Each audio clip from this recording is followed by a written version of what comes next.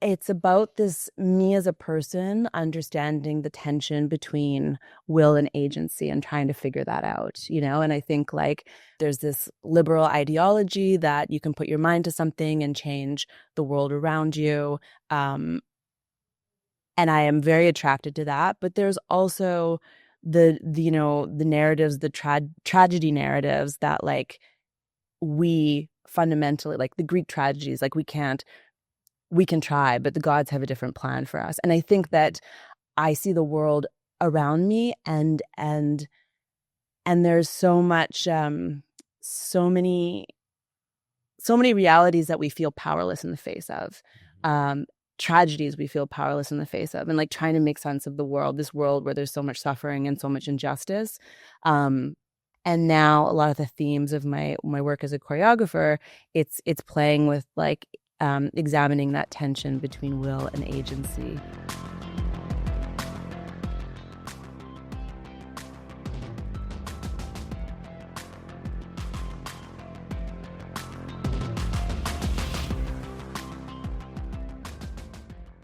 The lights dim in a theater, and for a moment, hundreds, maybe thousands of strangers breathe as one. They share in the same emotion, they revel in the same story. And this collective feeling might be one of the last truly communal experiences left in our fragmented world. While traditional arts institutions saw their subscription models collapse by almost 40% post-pandemic, it was festivals that were programming the culturally urgent pieces, featuring bacteria as performers, or this theatrical explorations of neurodiversity, or contemporary dance dissecting systemic oppression. These were the things that were drawing unprecedented engagement. So the old model of the lone, visionary, artistic director is crumbling. And in its place is shared leadership teams, community-informed programming, and what one curator calls holding space for dissent. And this shift from presenting shows to curating with care represents more than just a semantic evolution. When a festival stages salt dunes alongside dancers' microbiomes, or asks how artificial intelligence might treat humans by examining our treatment of neurodivergent people, it's not just programming, it's secular ritual for processing our collective anxieties. And leading this transformation at Vancouver's Push International Performing Arts Festival is someone who's performed 1,400 shows with Cirque du Soleil, studied circus dramaturgy in France, and now leads a beloved cultural institution. Gabrielle Martin is an executive arts and cultural leader with over 20 years of experience guiding organizations through transformation. As co-lead and artistic director of the Push International Performing Arts Festival, Gabrielle is shaping its artistic, strategic, and financial direction. In 2025, she received Canada Council's John Hobday Award in Arts Management, recognizing her exceptional leadership trajectory.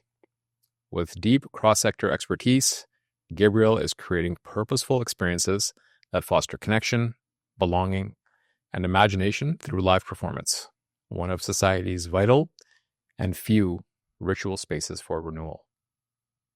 Gabrielle, thanks for joining us. Yeah, my pleasure. Hi. So this episode's going to come out later, but you're right now a week and a half out from the launch of the 2026 edition of this festival in its 21st year. Are you doing what you intended to do in life? Did you always know that this would be it? It does seem very aligned with the trajectory. Yes, I think the answer is yes. I think that I was always, while performing was a huge part of my career, because of my deep connection with embodied practice, because I'm a person who expresses myself and experiences the world physically. I think that that's, a huge reason to why I had a really fulsome physical practice. But also fundamentally, I'm drawn to the arts for how it brings people together. And I'm interested in the dramaturgy of like creating space for exchange and relationships and transformation. and because of my lens, transformation through the arts. But I've always been interested in cultural producing. And so while performance took a forefront for quite a while, I feel like I am very much in line with the trajectory that I've been working towards for a long time. Yeah. Um, so you said something interesting there, which was you experience the world through your body, like physically. What does that mean? Yeah. In this year's curatorial statement, I was talking about how I'm kind of, the curation for the festival, it's something that I'm intentional about what it is, and also it reveals itself to me as it is being built. It's like a co-creation. And like any creative process, it's like you're leading it, but also you need to be listening. And so often when I sit down to write a curatorial statement, I'm kind of listening to what has emerged as well. And this year it's really about non-dominant epistemology, is like ways of knowing. And I think that that ties deeply into what has been a lifelong physical practice of like, being in the world in an embodied way, and the knowledge that the body holds, which is something that is definitely not foreign outside of Western epistemologies. So I think that body knowledge, is something that keeps us deeply tied to spirituality, I think, as well, to the world around us, to an experience of energy moving in the world, to a world that has is alive with animism. Yeah. Mm-hmm. Non-dominant epistemology. I mean, I feel like there's places where those non-dominant and in some ways, ancient and sort of traditional ways of thinking and being are starting to sort of sneak back in. Like every so often I'll see some Instagram reel or something that is matching like some recent scientific study to some Ayurvedic practice that had been done for like 1,000 years. And then kind of poo-pooed in the last 30, 40 decades as superstition, but then brought back into alignment to be like, oh, actually that thing that, your grandmother told you to do all the time is actually really good for you. And here's why. So I feel like, there's places where that knowledge tries to reintroduce itself. But it sounds like, that's the place where you're completely rooted and you're pulling out those threads all the time and trying to make something out of them. When did you recognize that was going to be the thing for you? When a physical practice as part of a career would be a thing, or curation or producing. Well, I mean, you started in physical practice, right? Like Yeah. the performance was Yeah. the first place you entered. Like when did you know that was going to be a thing? Yeah, I think, well, I started out in sports, and I think I was really attracted to how we can surpass perceived limitations through sport, like mind over matter and that kind of thing. And then I think and then I found myself in performance through a kind of an indirect path of like fire dancing with friends in the park, which took me to circus, which took me to more formalized technique training. But I think I realized there's something about transformative power. So I think through circus, like how we can, through discipline of the mind, really defy death, defy the gods, defy gravity, defy these kind of things. And then also through performance, like how we can create transformative experiences for ourselves and for the audiences. And I think I really experienced that as a performer in a profound way, and then started to realize like what it can do for audiences. And there's something about space to surpass the world as we know it. So either through like how we relate to gravity and limitations, or also through like how we experience time, how time is different on stage. Like Akram Khan, who is a incredible contemporary Kathak dancer and choreographer, talks about like when you're on stage, there's an experience of vertical time, not just horizontal time. And so I think there's something about tapping into an experience of the world that is more expansive, that ties those things together. Wow. So when you discovered that physical performance was going to be a thing for you. I think it would be helpful to actually fully understand like what your art is, right? I mean, when we met and I connected with you, I had some understanding of, the world that you came from and what you were now going to be doing at the Push Festival. But what is your art? Because in the introduction and understanding and actually just, researching your background, for the first time coming across the word circus dramaturge, I didn't know that was the thing. You did 1,400 shows with Cirque du Soleil. That seems like a very repetitive thing. And, as much as it's creative expression, I wonder what it means to be through that much sort of discipline and repetition. But on the performance side, what was your art? Like, what was your performance? What did you do? Yeah. So, I mean, dance and circus, high level way of saying it. But yeah, I came from sport to fire dancing, which took me to street arts, street circus arts, like stilt walking and hula hooping, which I did at rave parties, which then just made me really want to push my technique and my ability to tell stories through my body. And so that took me into, well, actually, that in a roundabout way took me into somatic dance training, like body mind centering and things like that. And then took me into more modern contemporary technique training. I moved to Montreal, studied aerial dance, aerial circus technique with, there's just so many great Cirque du Soleil alumni there. And then really went in, 8 years, toured the world as a circus artist, specializing in aerial rope and aerial fabric. Yeah. And what was that like? Being a performer of aerial rope and fabric, or touring the world? Both. All of it? Yeah. I mean, I am a person who is fundamentally curious, who likes new and challenging experiences. So I think that combination was really great. Like, one, traveling the first 4 years, I was performing in a big top tent production, so being in a different city for 2 months at a time. The next 4 years I was in an arena tour, so changing cities every week. So that definitely feeds an aspect of myself that fundamentally is interested in foreign perspectives and practices, which ties into my work with Push now as I'm curating an international festival. So that passion for new ways of seeing the world by being exposed to foreign ideas and people and places is like, it's definitely there as a theme. And then also there's something like, I just love an incredible challenge. There's something about, part of it I think is this like defying the gods, which is what drew me to circus and part of how I define circus for myself. And it's different for different people, how they define circus and what drew them into circus, who are circus artists. But for me, that's a huge part of it. And transformation, transforming mind through body and body through mind. And I think that is a big part of my story at Push as well. Like, I stepped into an organization in a really difficult time.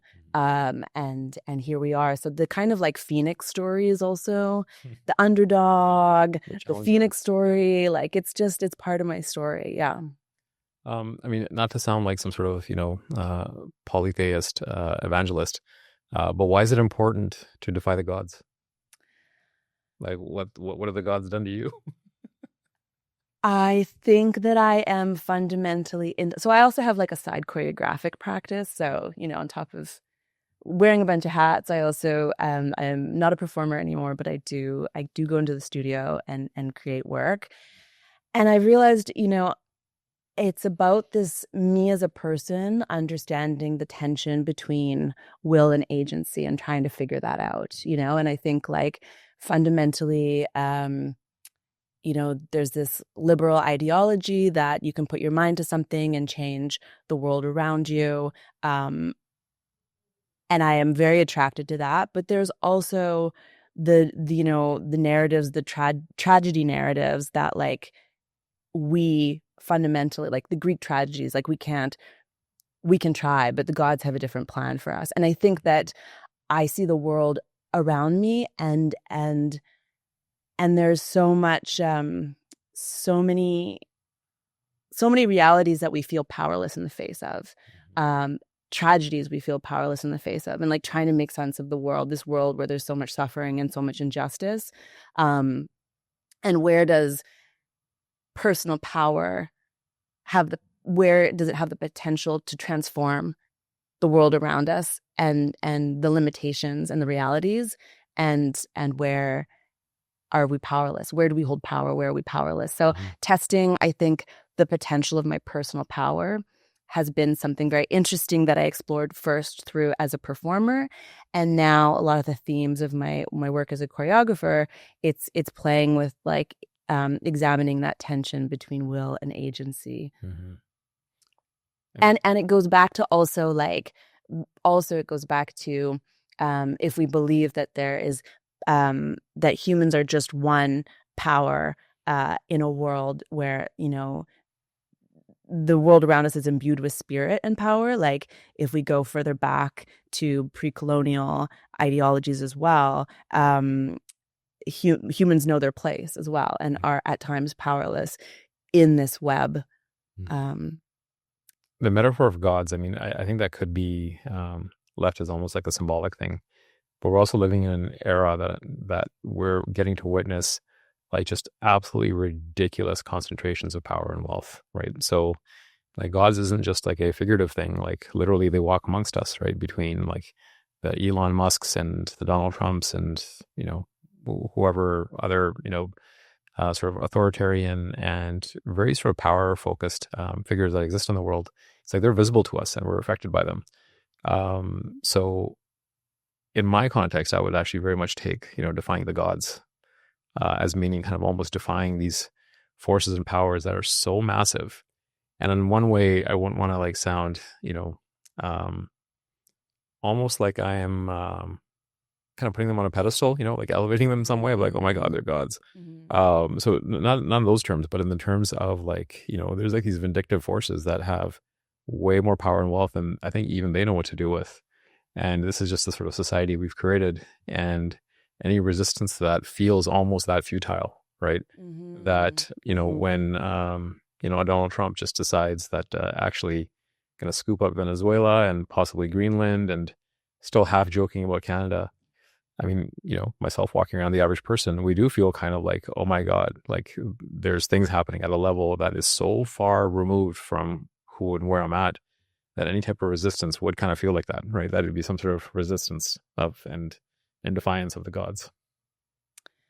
And at the same time, in the arts, it often feels like, how is this relevant in these times? Like in the polycrisis, you know, and everybody's going to have a different answer to what is urgent and relevant in these times. And I have my own interpretation of that, curating a contemporary festival and contemporary, you know, like ideally that is in conversation with the times we're living in.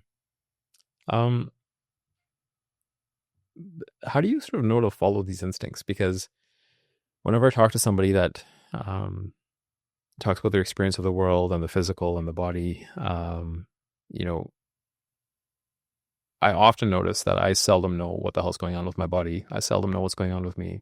I feel like I have an emotion, and then about 3 months later, I'll be like, aha, that day I was sad or uncomfortable or whatever it was, but never quite know what's going on with me in the moment.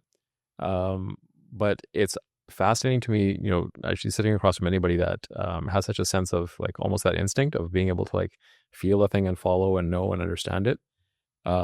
Is this something you had to cultivate over time, or is it something that was just always there? Like you just came into the world, and as a young woman, you just knew that, okay, there's something I'm feeling, and this is where I'm going to go. Because I can say that I'm sure that there was, you know, other hula hoop dancers at the rave, and I'm not sure that they all necessarily went, you know, down that physical exploration of what that means.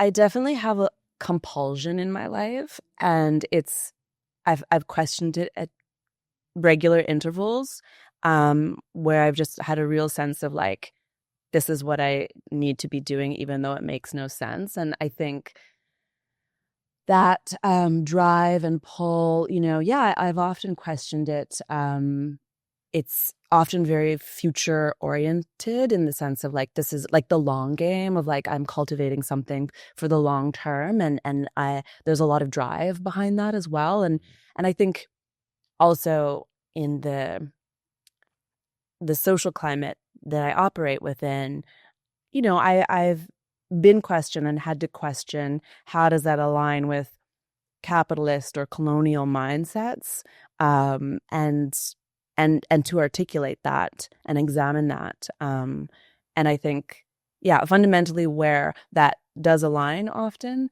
in terms of my approach, my drive, my uh,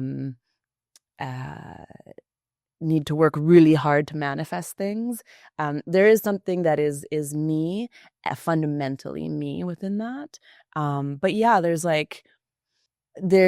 I am I'm listening often to something calling me. So what were you feeling and hearing when you decided to take the leadership role at Push? Because this is, a very beloved, and very storied, festival in the city. I was friends with the founder and past executive director who sadly passed away a few years ago, Norman Armour, and was a great mentor and friend, but just gracious and generous, but also had such an interest and curiosity about people and form and performance. And I used to I loved his curtain speeches. At the opening of a night, he would just have such a rich storytelling and experience of why he was presenting the thing he was presenting.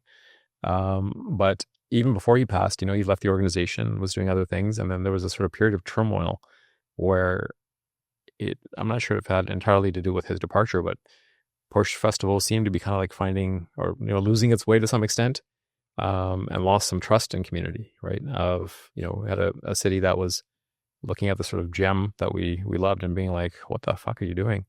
And then kind of going through a bit of a crisis period. At some point you came along and said, that's where I want to be. So what was going on for you at that time? Yeah.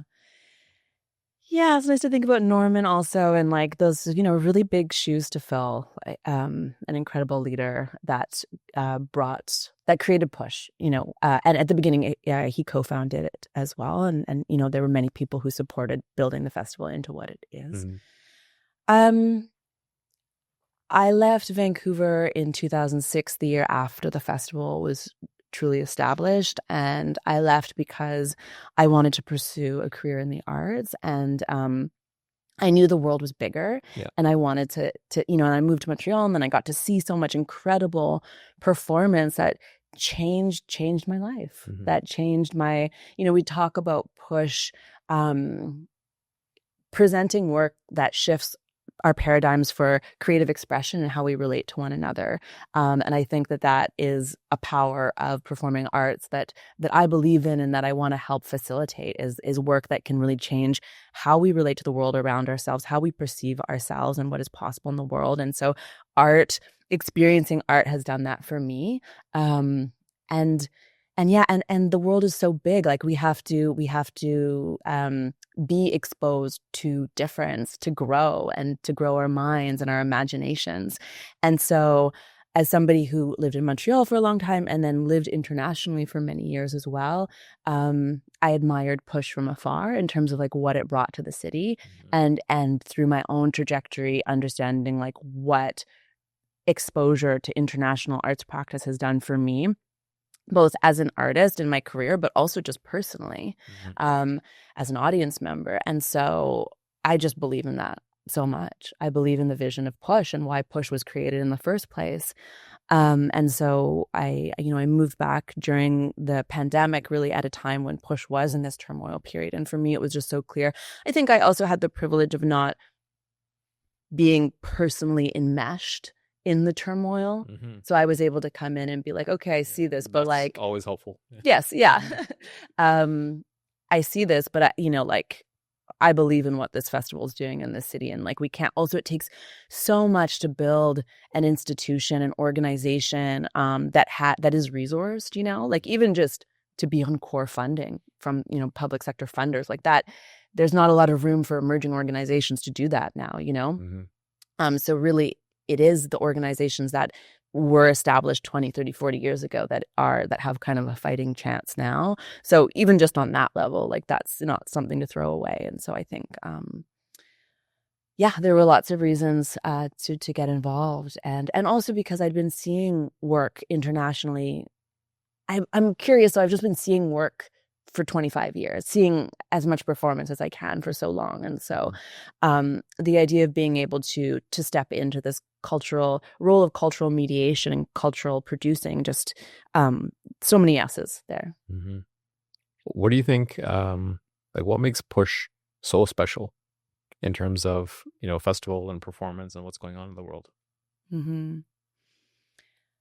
A lot of answers to that. I mean, in terms of like what makes it special for this community, I mean, largely it was created in a time where there were very few presenters bringing international work. And then not just international, it was really about, and it remains being a place for exchange, where, local and national artists are also presented. And there's also this industry series where we bring, it's like part showcase, an opportunity to showcase Canadian work to international colleagues, but also a place of an assembly to really come together as artists and arts workers from all over the world and actually like engage in conversation, build relationships in informal ways, and also engaging in like what are the issues affecting the sector.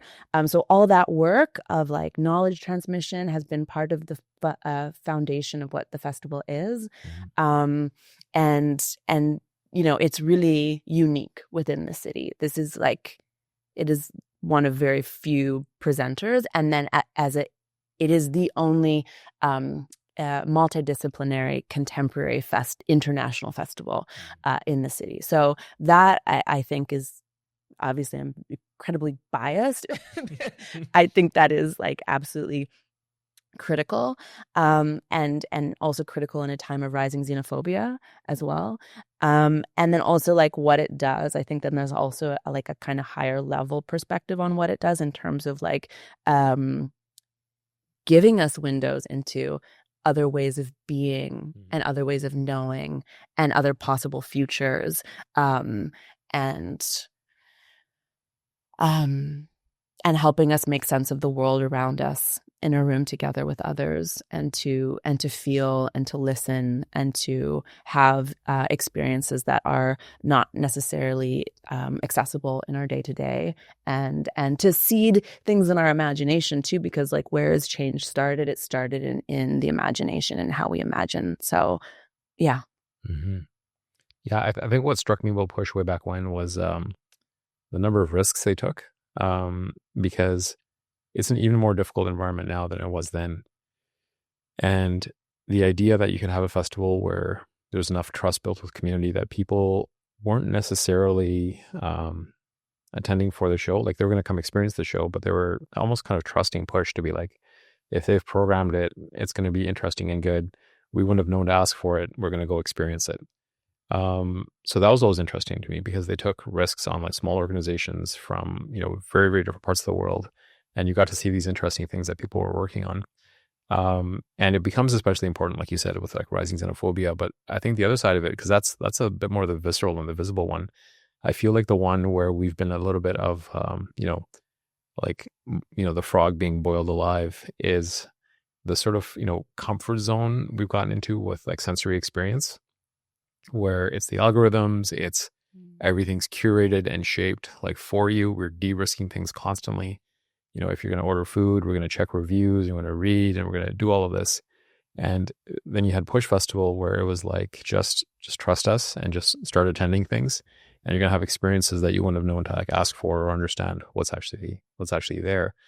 But do you ever like feel some tension in that of trying to, program a show that's going to be like a crowd pleaser that people are going to come and quote unquote be impressed by, but at the same time want to be able to like take risks and be like, what if you see something that makes you a little uncomfortable? What if we curate something that creates some tension? Is that okay? Or do we have to be like the human version of an algorithm now that's like feeding you the thing that you're going to consume? These are great questions, and questions that I think about a lot, like in the curatorial process. There are, and also the way you're talking about what Push has been known for, and kind of what excites you about Push, like that is, yeah, you really spoke to it. And that's this year we're naming it. We're saying this is a festival for the culturally fearless. And that is what we want to invite people into. It's not exclusive, but it's like, step into this with us. And like, our dream is that audiences can come and be able to identify, well, maybe this wasn't subjectively like the piece for you, but it's a piece that that is thought-provoking, or then you can, have an interesting process of reflection and understanding like where that aligned with you and where it didn't, and to embrace the foreign that way. Yeah. I think I lost track of what I wanted to say as part two. That was kind of my framing, but I think you were getting at, oh yeah, the risk. Yeah. The risk. Yeah. Yes.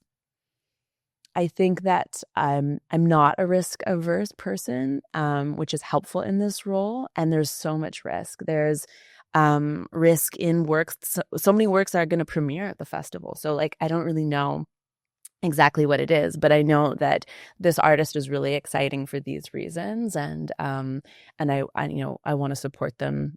It's not just about supporting them, but I want audiences to be able to like get into the world that they're realizing through this piece.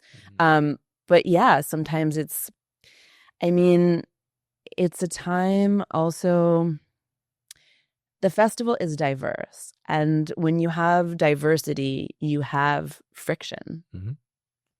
Yeah. And we also serve diverse communities. So like, not only is there a diversity in the work, and a big question that comes up often is, a work that there's often lots of questions about what is harmful. Like for some, seeing a representation of harmful behavior or discrimination on stage, that is a harm, that there's no place for that harm, and others will have a perspective, well, if it's in the role of elucidating, experiences or dynamics that exist in society, that it serves a role. Yeah. And then people will have different ideas about the extent to which an artist needs to explicitly express a critique of that on stage. Like different directors or artists will want to have a more subtle framing of that. Other artists, like it's all work that and especially I will just say, like, as a festival that is aiming to present work that is socially and politically engaged, there's lots of opportunity to offend people, honestly. And so we have lots of rich and sometimes tense conversations about this with audiences and artists. And that's the work. And then we have, with the audiences that we're serving, like we talk about the Push's community, it's like it's vast intersections of communities for whom, for some people, what they want to see reflected on stage is in direct contradiction with what other people would want to see on stage. So, I mean, there's no accounting for taste, right? I say this to curator. But, in curation, has there ever been a time or a moment where you can kind of look back at it and say, okay, there's different audiences, there's different things, and, we're risk takers, but that was a bad idea. Yes. The answer is yes. And, what was it, and what did you learn from it?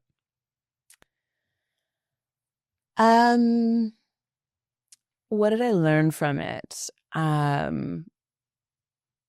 I think what I learned from it was that there's the idealism that the theater can be a place where we can explore a range of human experiences, where there can be free speech, not expressions of hate, but where there can be artistic freedom, and that the theater is a place that can inspire, that reflects society to us, and therefore can be a place that really inspires deep conversation on critical issues today.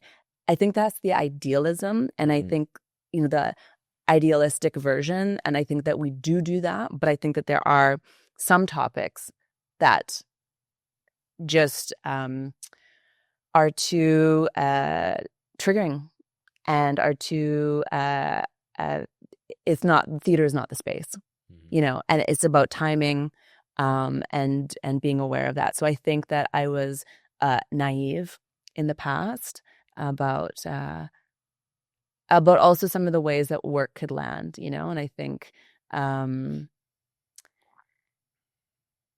yeah, I can talk, I can name things more if you'd like, but I mean, if you're open to sharing, like if I'm bringing up like traumatic memories that you're like, oh God, I don't want to think about this again. Like, yeah, I mean, I'm maybe bringing up traumatic memories for your listeners, depending how much they know Push. But I mean, okay, like quintessential, fundamental challenge 2024. recent. Yeah, myself in conversation with other people in programming, decided to present a work by Christopher Morris, Human Cargo. It's a piece called The Runner. It's a piece that centers the experience of a Israeli Jewish, it's a fictional piece, but based on the kind of research that this artist, who is non-Jewish but spent time, a white male Canadian person who has no ties to the region religiously or nationally, but spent time there and researched this story about based on like these real volunteer workers who clean up the remains of Jews when they're killed. And so this artist particularly, like my understanding of their work is that they're really interested in like these extreme moral, ethical dynamics that people find themselves in, and unpacking that. And this story, high level, the main character saves the life of a Palestinian woman and then experiences massive fallout from their community and is basically socially ostracized from their community. And so my interest in that piece was like how I interpreted it to examine the pressure of dominant culture, and the ways that people who belong to dominant culture are indoctrinated in othering, and what it takes to divest oneself from that mentality. So that was kind of my interest in the work. And also it was programmed before October 7th, so that the climate absolutely changed. And then we ended up canceling that work after a lot of conversation and a lot of input from various community members. And it was a very difficult decision to make. It was a lose-lose situation. I think fundamentally, in conversation with actually a Palestinian artist who was in the festival at that time, and that artist felt that it furthered colonial tropes by not humanizing, giving proper character to the Palestinian characters, or rooting those characters in, or rooting the story, giving more historical context for the long-term colonization and occupation, and that's valid. And so I think one of the challenges, like as a cultural mediator working in an international festival and trying to understand and empathize with different human experiences, my challenge was also in canceling that work, like hearing both from Palestinian people and people who are really engaged in pro-Palestinian work, the harm in that piece, and then also talking to Jewish community members who, also are seeing the rise of anti-Semitism and feeling that it was an act of censorship, even though the artist himself is not Jewish. But, I think everything becomes bigger. And I think this is one of those situations where the content is so tense and there's so much personal trauma linked to it that it's hard to divest the work from all like the symbolism of what it represents in the moment, in the time. Like it's just too big. And like we tried to like look into, can we host conversations? Who can we reach out to in the community who can host a conversation with audiences around it. And it's just like, actually, we can't have a conversation. Like, this is not, it's not the time and place for a conversation. And because some aspect of that might also appear to be kind of exploitative, right? Of like centering yourself in somebody else's pain and now turning it into a I was about to say circus, but I'm going to say arena for kind of like rifling through somebody else's wounds, right? Yeah. Too much pain. There's too much pain around that, and too much trauma. And yeah, so, and then we experienced a significant fallout for having canceled it, for it being viewed as an anti-Semitic act, for it being viewed as censorship and a giving in to this kind of climate where artists can't have a freedom of expression, and, so lots of hard conversations around that. And I think, so definitely, as somebody who's not generally risk adverse, like I am understanding the weight of the role that I'm in, and the kind of just the weight of the profile, and what that means, and what and just being a little bit less naive. Yeah, I mean, I can relate to some of that naivety. I mean, obviously don't have the depth of curatorial experience that you do, but many years ago, like a lifetime ago, used to produce this festival for the Punjabi community here in Vancouver. And it was a Bhangra festival. It's, since rebranded to 5X, and it's, 20 years running. But what had happened was, in like the early 2010s, we had like shifted some of our festival dates, and basically, things have been kind of creeping for a number of years. And now the festival for a number of years had found itself landing at the end of May, kind of beginning of June period. And for anybody that is, from the Sikh community, and the majority of the Punjabi population, not 100%, but the majority of the Punjabi population here is from a Sikh background and the Sikh faith, is that in 1984, in the first week of June, there was like a 10-day campaign where the government of India basically attacked and violated like the most sacred place for Sikhs in the world. And it was meant to be a campaign of really kind of shattering the Sikh psyche, and inflicting such a deep trauma and wound, such that this sort of community that's rooted in revolution and justice wouldn't rise up again. And there was a proximity to that trauma in the first few decades where even in my own family, I hadn't heard about 1984 and knew about it till I got older, and then started sort of digging into it myself, and then realized the depth of the pain and the wound.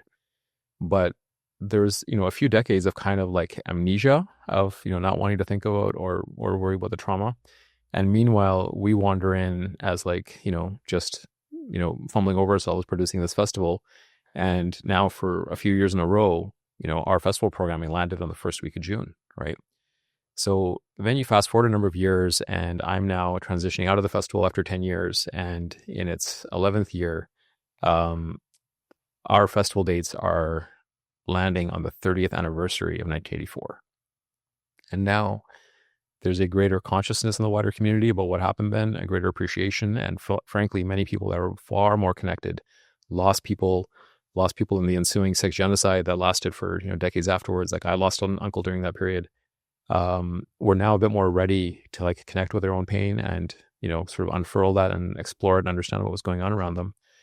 And at that point, they turned to that festival, which was, a Punjabi festival, and, for the community, it had been a feel-good moment for years, and said, what the fuck are you doing? Right? This is the 30th anniversary. How dare you?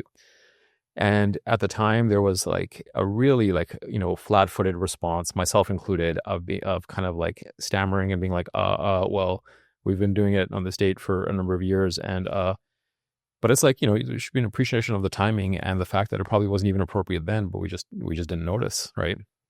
And so there was actually this weird moment in 2014, I think, or 2015, where the festival went ahead, right? I wasn't, I had just been a year out from the organization, and so was kind of in the thick of things in the conversations, but it's at the Vancouver Art Gallery Plaza, right? There's a massive outdoor festival environment, and it would be the weirdest sight for somebody to see, because there's a full-on Punjabi festival taking place, and there's an entire Sikh protest 100 feet away from it.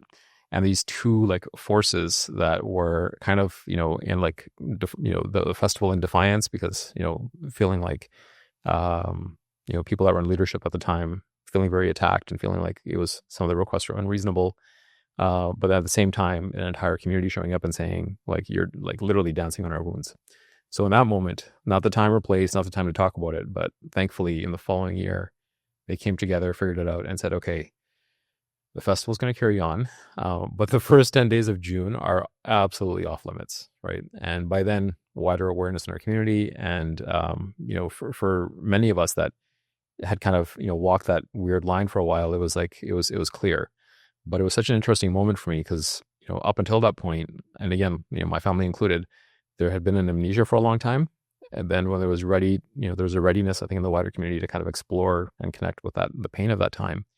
Then when you look around and you have to like almost recalibrate and be like, okay, there was things that, perhaps we just were blind to because we weren't ready to look at it, but now they're not okay. So we had to completely recalibrate and move forward again.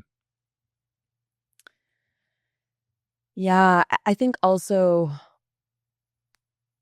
different people have different ideas about what the role of art should be in these times. Is it directly unpacking the crises we're living through, and helping us make sense of them that way? Is it helping us have a moment of escape from our daily engagement with that? Is it something completely so I guess the kind of example I just gave is like something more in the entertainment side of things? That's exactly what I was thinking. Like in popular discourse, right? Like, a lot of people still get, I think, the arts completely wrong because they think it's a somehow just deeper form of entertainment, and maybe like entertainment, but highbrow entertainment. And the role is different. But sorry, I totally interrupted. Yeah, no, but I would agree.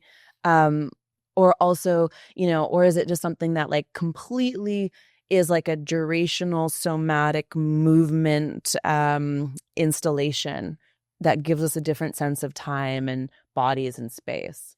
So because abstract. that is like, I've been thinking about this. There's a philosopher, thinker, post-humanist thinker that I follow, Bayo Komalafe.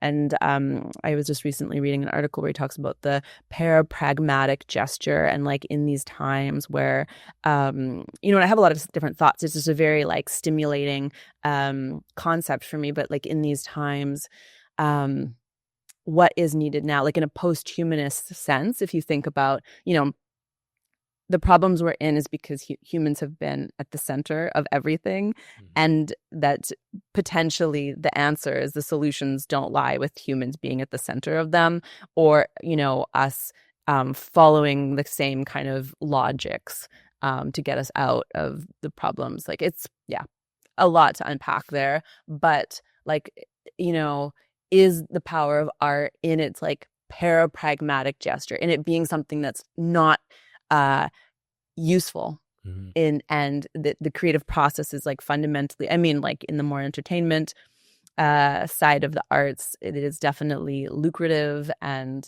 you can capitalize on it. But like if you're deeply exploring creative research, it is doesn't really align with capitalist a way of working or values. So is that the benefit of art too? Like what so many different ideas about what the role of art can be in society, and what the benefit. Does it need to have a benefit? Does it need to have a use? Does it, perspectives that art now should be fundamentally politically engaged because of the political climate we're living, and other thoughts of like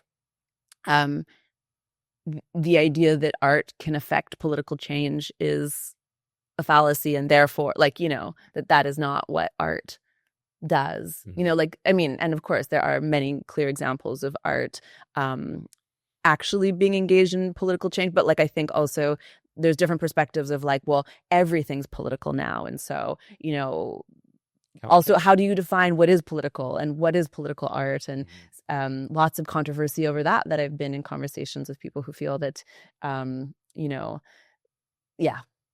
that feel what like that what is being called political is not at all political. There's the view of like everything's political. mm, And then also a view of like a lot of what is being a perspective where a lot of what is being called political art is very far from being political. So many different, so just it's a rich, mm. it makes for a rich thought process. Yeah, I mean, I think, and curating in that regard, or with that perspective, I mean, it's not for the faint of heart, right? Because in the opening, I talked about this idea of having like space for dissent, and I think many people look to the arts for that, to say there has to be some place where we can take the metaphor for the society and the power imbalances and what we're struggling with, and have a place to stick it and explore it and deal with it. That doesn't necessarily require us to be out there, protesting or be, on a podium or on some, TV interview, necessarily putting ourselves at risk, right? That we need some place to step away a little bit and actually look at it from a distance. Total complete tangent, but I'm a Trekkie, right? Gene Roddenberry and Star Trek for its time, the original series, did a lot of that, right? Through just imaginings of what the future would be. And sure, a lot of it was very still racist and problematic, but, everything from like the first interracial kiss to dealing with like, labor and slavery and all of these themes, right? They found a medium to say, okay, we're going to explore and examine these things. And they, took some flack for it. Even though it was in probably the softest way you could do it, which was through this, imagined future and sci-fi. But then there's also the other side of, the sort of misunderstanding. And I'm talking more just on the pop level of people being like, oh, well, why does everything have to be political? And, why can't art be a place where you go to like enjoy yourself and kind of forget about the world, right? They want to be entertained and they want to have, maybe more of a sensory experience and not be struggling with that all the time. But do you think there's enough of an understanding about what Push's role is? Or have you ever sort of encountered, I don't know, maybe audiences, maybe donors that are like, well, actually, I came here to feel good, and you left me confused about things and questioning my existence, and why would you do that? Yeah, I mean, I'm constantly. It's an interesting role. People come up all the time and say how much they love the programming, and people come up all the time and say how much they hate the programming, genuinely. So, You're probably doing something right then. If that's an even 50-50, I feel like you've kind of nailed it. Yeah. Yeah, I think I realized I just need to lean more into my instincts, because I can kind of only be myself. But it's just taken me a while to get to this place, because there's also, how much are we at service to society? We're arts leaders, nonprofit arts leaders, like I am. So, and Pushed really does service the community. Like it's, we're predominantly funded by public sector, and that's the idea. But it's like, can't serve everybody. Mm-hmm. So I've realized I kind of need to lean more into my instincts about, and just own, this is actually my subjective perspective. And I think for me, it's work like the quintessential Push piece is a piece that is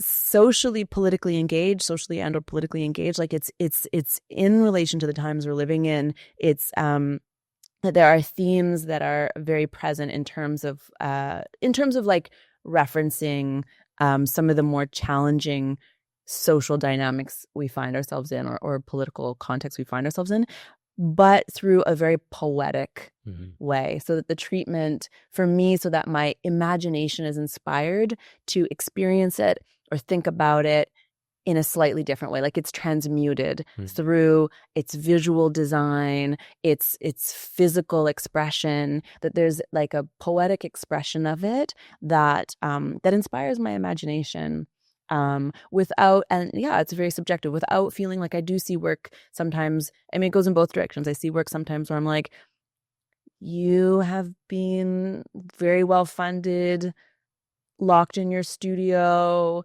for a long time, going deep into your feelings, and like that's great for you. I'm so glad you've gotten to do that. But I also don't really understand why it needs to exist outside of your living room, like, or outside of like Because your something's so microcosm. esoteric that it's specific to you. It's like, and or so just like leaning abstractly into, we're research for research's sake. But like, I love that exists in the world. I don't want that to not exist. But for me personally, I do watch that work sometimes and feel like, okay, it feels too disconnected from the world I'm living in. Like, it feels like that there's almost like a privilege that feels,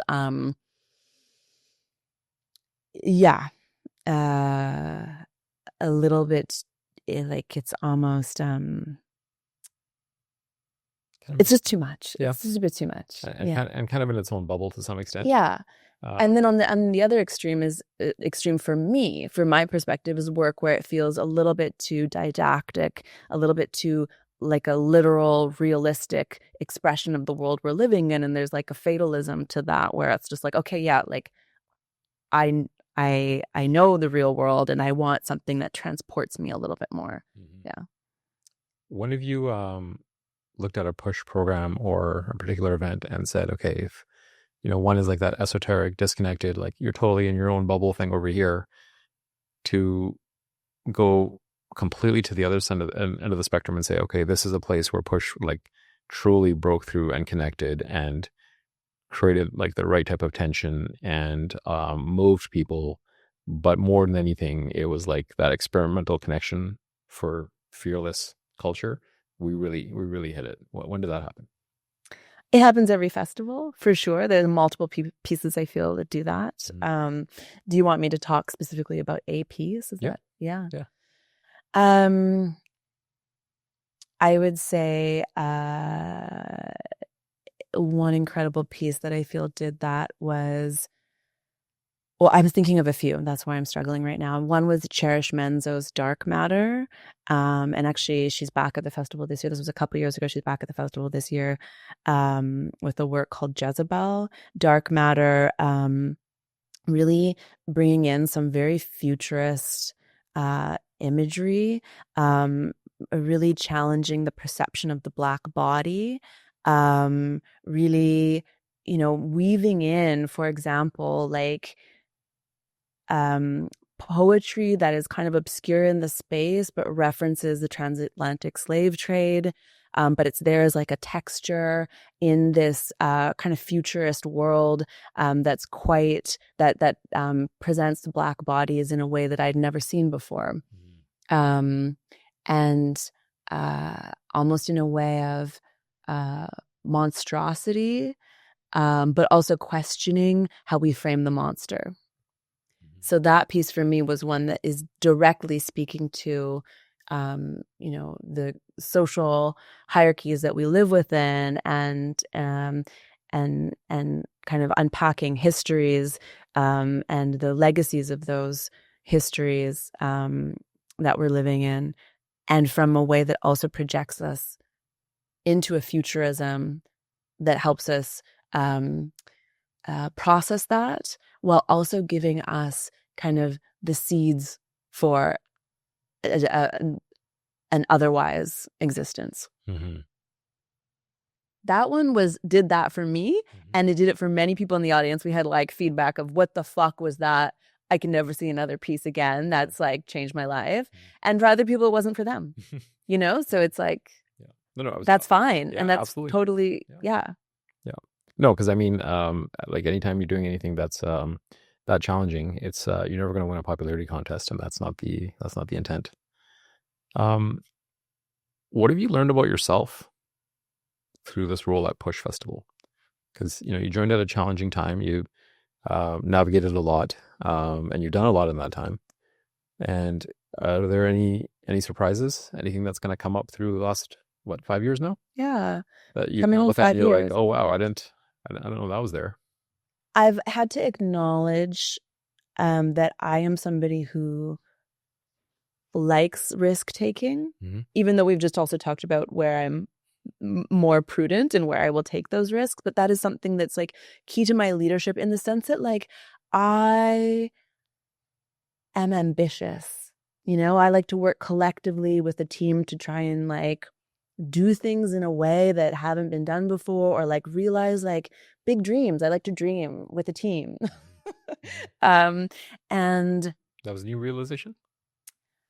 um I think that it was like about articulating the patterns, like realizing and acknowledging the patterns that have been there. I mean, there was a moment at the beginning of this year where I was in a session with my somatic leadership coach, and I was like, okay, we're in a financial, like a really acute financially challenging period here. And it's like, on the one hand, the pragmatic answer would probably be to immediately cut a lot of things and go really, really small. And but in talking with my leadership coach, just realizing like I can't toss in the towel yet. Like, in listening to my body and in what energizes me and where I'm pulled, like that is not uh I I need to really try to see where will and intention and dreaming can, like I have to go to the end a little bit more than that. And so like, and that's not to say that next year maybe we'll assess the finances and have to, you know, do a festival every other year or make the festival really small. Like it could come to a time, but it's like it was she helped me listen to my body and realize that like part of who I am, if I'm going to be honest with who I am as a leader, like I need to lean in to dreaming big and to taking some risks and to, you know, and just acknowledging, like being able to also, I think through these years, because of how I've been challenged and questioned, to articulate, yeah, who I am. I am a person who's very future oriented in that way as well. Like I need us to be building towards something. And if we're not, and if there's not space for that bigger dreaming, then like actually it's not a place for me. And I also am a person who like needs to be doing. And that it's perfectly fine to have a criticism of that, but it's who I am. And if I can't do that, like not doing just to do, but like I need to be building. And if I'm not building, then I'm actually not happy. And that's just who I am. So kind of acknowledging those things in the leadership context. And yeah, I think that's been a big part, is just now I can more kind of confidently say like who I am and who I am as a leader. The award that you won last year, the John Hobday Award, that was for leadership in the arts. Yeah. And, you know, it's interesting because, you know, there's this idea of trajectory, right? And you said it earlier. And leadership in the arts and winning an award for your trajectory, that immediately kind of implies, you know, a vector, right? There's a destination. You're headed somewhere. And you got an award for it. So what did they see as your destination? What do you see as your destination? Where's all this going? Great question. So part of that award, I had to articulate it's everything you said, and also there was a mentorship project attached to that. So I had to articulate not only where I've been to date and, you know, articulate my role now in the sector in Canada, but also that where I wanted to go in working with a mentor. And so this mentorship is really focused on cultural diplomacy and international, like reframing of international market development in the context of the global South, and really being able to articulate and make the case for relationship development in those contexts, and to be able to to um, to develop resources to support that, and to really argue for the indirect economic impact of that, positive economic impact of that as well. So I'm doing a mentorship with Judy Harkwell, who is a international market development consultant for the Canadian Association of Performing Arts and also for Global Affairs Canada, and is working on that more kind of governmental level, doing a lot of work to support, you know, some of Canada's initiative. Like recently, you know, there's been the Korea Canada Year of Korea in Canada, and that kind of directive established at the federal level. And also now there's also this Irish Canadian stated priorities in terms of diplomacy. So seeing where, just kind of educating myself on that level of international work, because I think that is something that I, as mentioned, love about my work with Push, is this opportunity to facilitate international exchange. And so learning about the role of that in cultural diplomacy, and learning about how to kind of leverage resources for that work on an international level. So yeah, I'm learning. And yeah, whatever the future is, I think the international element is there.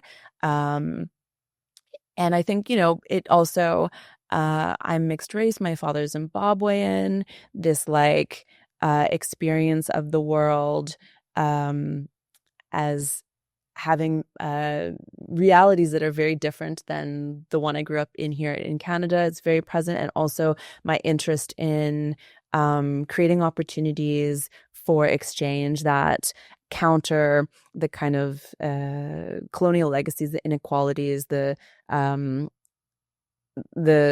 cultural economies that are informed by colonial history. Yeah, things like that. What do you see kind of changing in the arts leadership? Like, I'm wondering, because I think we're all guilty of this. I know I am for sure.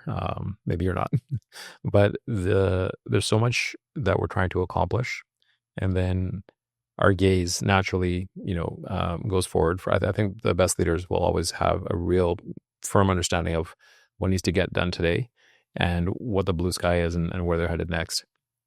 But I'm wondering, kind of like, who's coming up behind you? What does succession in the arts look like? There's been a lot of change, and again, the more things change, the more they stay the same.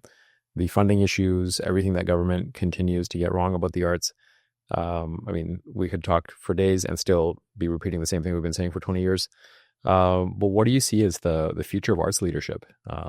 Whether it's for Push or for the wider sector? I don't know that I can bring anything new to that conversation. Like, definitely, a kind of transformative leadership approach, and a relational leadership approach. And like, I don't think I have anything particularly original to say. Like, there have been a lot of leadership styles that haven't worked for a very long time. I think an interesting thing in the arts is that a lot of leaders in the arts who, have really shaped the arts landscape of today. Like, it was the 80s in Canada was a really important time in terms of the establishment of some major institutions, major companies, funding models, and structures. But a lot of people they were artists, and then they went into arts leadership. It's still very much the case today. Transitioning into arts leadership, but without any kind of education around it. Like, I think that is different than the for-profit world where, a lot of people have an MBA or like, have done some kind of more formalized training. And You'd be surprised. Okay. There you go. Just like on the other side, it must be like that. So I think that, we are in a time where I think there's going to be a generational shift for sure. There's also a lot of a founder staying in an organization as a leader for a very long time is something that is very common. And I think that founder imprint, I imagine it could be greater like, there's often so much vision and sacrifice that goes into like making an arts festival or a dance company, like really, get to a kind of resource level. And so And often there's no place for those people to go. It's so personal. The work in the organization is so shaped around who they are and often their identity and like, where would they go? What would they do and what would happen to the organization? Like succession plans aren't, Sometimes there's nowhere for the organization to go, right? Yeah. Because I've heard this, many times that, the founder of an arts organization has been there for a long time. And I think there's actually a lot of, parallels actually in the startup world as well, where it's not that the founder was with the organization for a long time. It's like there was the founder and then there was resources supporting whatever the founder was doing. And there's 1,000 decisions that are undocumented. There's a million places where they have connective tissue where we couldn't even begin to start mapping that. So even like the framing of it, I don't think fully captured what was going on. It was like, actually, there was an organization. You had a founder with a structure and a resource, pool around them. And at some point you go and you try to like extract this one thing and realize you're kind of left with a shell. And there's a lot of connective tissue to now try to fill in those gaps. Yeah. And so, that's kind of problematic because a lot of stuff that happens in whether it's social impact space or arts and culture is like, it's passionate people that have a perspective on the world that go and start the thing and they start moving it forward. But it is singular, right? And it remains singular for a long time. And then later on, there's an assumption that, okay, that singular, bit of magic that started this whole thing and kept it up and, had all this energy and passion for it, that we're going to replace it with another singular thing. And I mean, we can have like a graveyard filled with organizations that, didn't do that right because they thought it was a role. They just thought it was a job. That, it's an executive director. We need to hire an executive director. It's like, well, actually, all you had was maybe an executive director before and a support structure. And now that the founder is leaving, you actually have to figure out for the first time in your life how to be a company.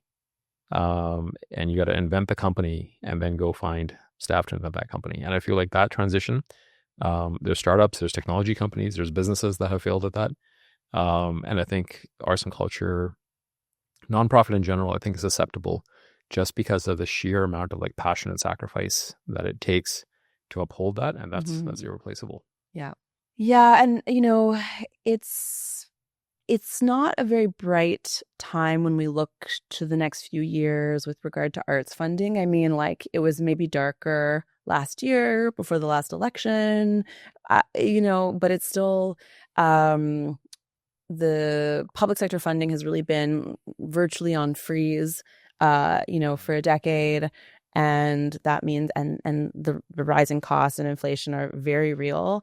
So it's interesting because I do a lot of mentorship and I'm also mentored a lot. And I want to see more artists, arts leaders of color in the Canadian arts landscape. It is very much, I am often the only one in the room, and definitely the only one in the room with this scale of organization. And so I think diversity is still, it can be criticized for not being inclusion or not being a complete reworking of the frameworks. And there's also something about representation. I mean, it all is necessary. It's absolutely all necessary. And I think some of the conversations and some of the, it's like really key, powerful cultural mediation roles. So I would like to see more diversity there. At the same time, though, with such an under-resourced, like these leadership positions are maybe not a place to aspire to because of the lack of resources and because of, and then interestingly, we're in a time where there's such a focus on collaborative leadership. And I do work in a collaborative leadership model, and I'm lucky to have like a great leader with whom I collaborate with. And also there is, when an organization is so under-resourced and then you put in a collaborative model, it requires so many more resources to do that properly. And so it's also interesting, like the collaborative model is not always like, what does that mean for that leader, who's already under-resourced, who now needs to work collaboratively at that level? Yeah. Not necessarily setting them up for success. Yeah, no, it's so much more labor. Absolutely. It sounds good, right? Why don't we take multiple people and do that job? But the amount of cerebral and emotional labor that actually like goes up exponentially, right? Because we're all nodes in this network, and every time you add one, it's another exponent. So no, that's a tough spot to sit in. Well, I mean, I'm very much looking forward to Push this year. I sadly missed it entirely last year. Bought tickets, signed up for a few things, and then I'm just guilty of being a workaholic. So I spent most of those nights at the office. But I think it'd be embarrassing for me to sit down with you on the couch for an hour and not show up. So I'm definitely going to be there, both for love of the festival. Great. We love it when people come out because they'll be guilty otherwise. Guilt people. We need to guilt more audiences into showing up. But no, I mean, it looks like a fantastic program. I'm very much looking forward to it. Yeah, I mean, best of luck to you, and thanks for coming out. I really appreciate this. Thanks so much for the conversation, Mo.